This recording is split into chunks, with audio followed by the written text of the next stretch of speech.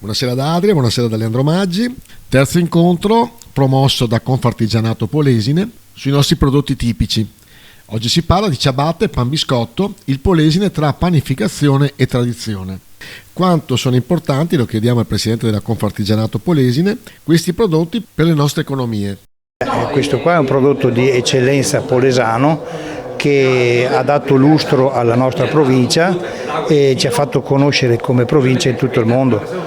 Dobbiamo ringraziare il povero Arnaldo Cavallari che ha avuto un'idea eccezionale per fare questo tipo di prodotto che si diversifica da tutti gli altri tipi di pane. Riuscite a mantenere uno standard di qualità, un protocollo per rendere la ciabatta polesana in tutto il mondo uguale?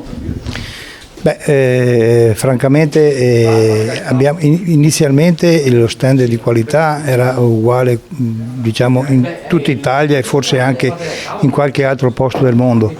Adesso purtroppo, ahimè, con i cambi generazionali sempre meno abbiamo degli artisti che riescono a fare questo prodotto a regola d'arte.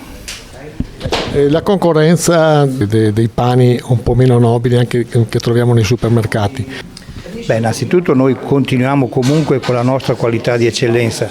Ahimè purtroppo i supermercati, come tutti sappiamo, hanno dei pani che sono congelati, che arrivano da paesi anche extraeuropei e che fanno una concorrenza spietata. Lei capisce che il consumatore poi quando va al supermercato a prendere altri prodotti, poi essendo lì prende questi pani che arrivano da altri paesi e purtroppo questo fa sì che noi nonostante abbiamo un'eccellenza come pane, però riusciamo sempre meno ad incidere sul mercato.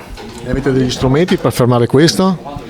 Noi come Confartigianato Nazionale abbiamo fatto una legge non più tardi di 2 anni fa che prevedeva che nei supermercati ci fosse la scritta che il pane è un pane congelato e l'origine del pane.